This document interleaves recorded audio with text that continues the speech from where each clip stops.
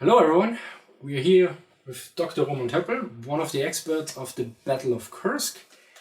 And when we were talking, I recognized, or you made a very interesting point, which is related to Speer, Albert Speer, who is usually attributed with the Rüstungswunder, with the miracle of mass production of Germany.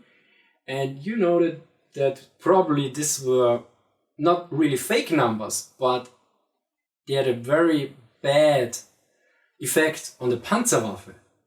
Yeah, Speer always wanted to impress Hitler with great numbers, and he even said to Goebbels, "Oh, he should point out in the propaganda more of his, more of Speer's what he achieved and stuff."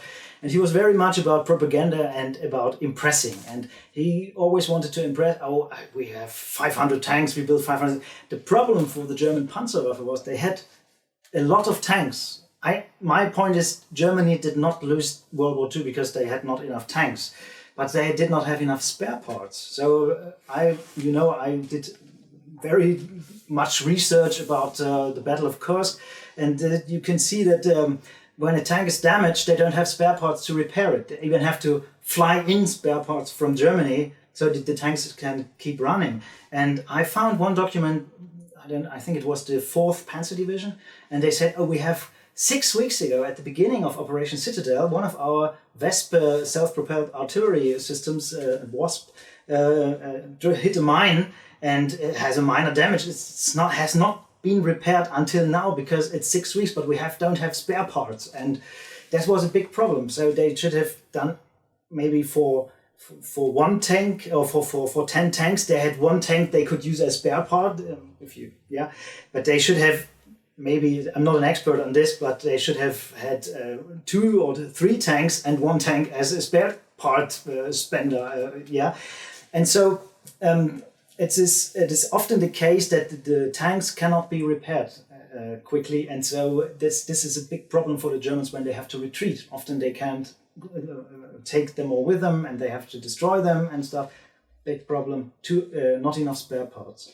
So could the lack of spare parts be also due to logistical reasons, that they just didn't have the proper supply lines, or was it really there were not enough spare parts available? No, they did not produce enough. They did not produce enough because it would not have been so impressive for Speer to say, "Oh, I produced 300 new tanks. I could have produced 400, but I need this other thing for spare parts." So he was always about numbers.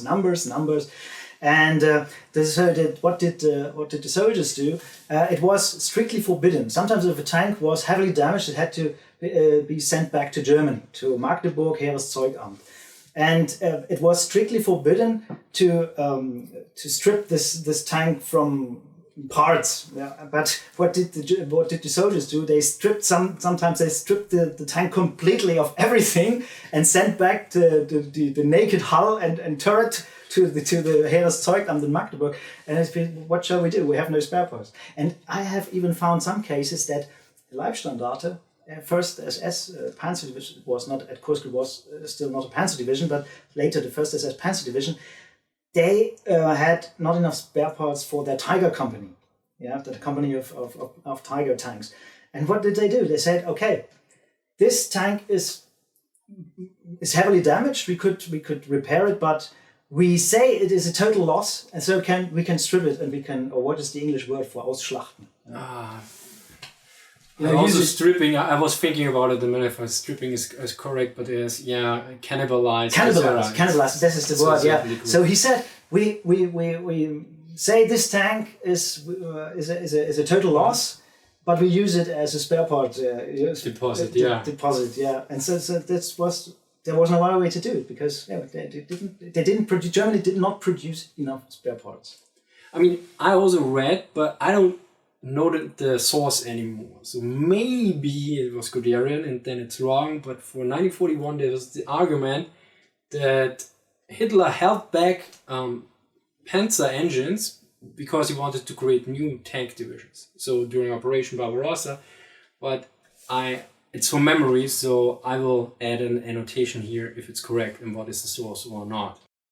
Now I tried to find the source that mentioned Hitler holding back tank engines, but I couldn't find it. Yet I found 2 interesting pieces of information that lead into the same direction. The first notes about 1941. The field repair had to be carried out with inadequate means, in particular lack of tank engines and inadequate working conditions, lack of workshop equipment and operating resources. And the second one, big thank you here to Czech for providing it, notes the following for September 1941.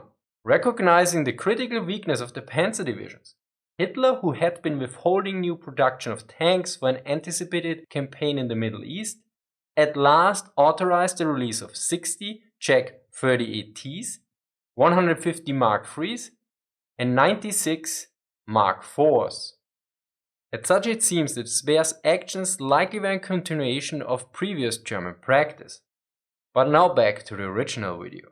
If this is true, this would also fit with the general direction Hitler took there. But basically, I mean, Adam Tooze noted that to a certain degree Albert Speer was cooking the books, but here you can see on this detail how cooking the books had direct effect on the battlefield to a certain degree, or on the operational rates of some units. And there's probably way more details where these numbers alone, as I mentioned in one of my early videos, without context, they're as trustworthy as politicians. Usually not very much, yeah. So very interesting aspect here. And well. Yeah, another detail about the tanks is this question when you mentioned Guderian's memoirs. There's one thing, there are many lies in Guderian's memoirs, but one thing I was really, it was eating up on me, or eating in more, I don't know the English expression, the correct English expression, but I couldn't stop thinking about, is this really correct? And Guderian writes that Hitler wanted the Panzerkampfwagen 3, the P3, with a long barrel gun.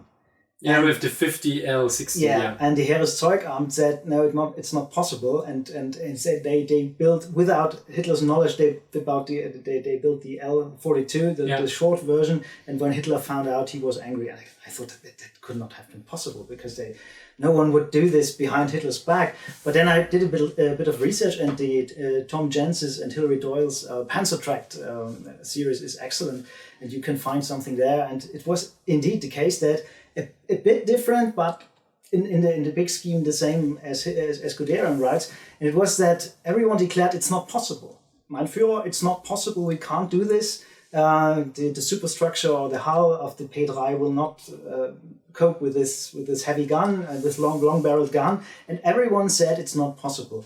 And then in a second meeting, one German engineer, it was the director of the Alket Alket factory, he said, okay, mein Führer, I will try. And he succeeded. And then they could build it. Yeah, but everyone said it's not possible. This is not in Guderian's memoirs. It's a bit simplified in Guderian's memoirs, so it was not that much behind Hitler's back as he writes, but it was, from the grand scheme, it's a scandal, actually. Everyone says that all the weapon, even Hitler's favorite Porsche, he says, no, it's not possible. We can't. And then an outsider comes, and Panton from Alket, and says, I will try, and succeeds. Alket, I think, they did all the refurbishing of existing tanks, for instance, to make tank destroyers and all. They were the specialists in rebuilding all the existing tracked vehicles into new ones. Like I think they produced the Marder, I guess, and some others. It was a track factory in the beginning, and they built the assault guns too. And it was the director of this factory said, "Oh, I will try," and he succeeded. Yeah. So what was the argument? Was it that the gun was too big from the recoil? I think so, yeah. They said it has too much recoil and it won't, the turret structure, or they can't do it. Yeah. Quite interesting. And Hitler said, we have to try, we must do this. Yeah.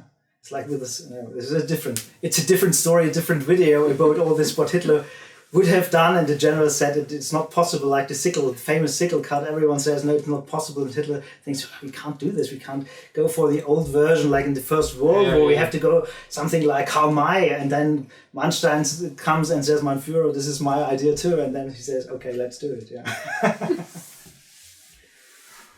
Okay, then, thank you very much. Thank you for watching this. And see you next time. Bye. Bye.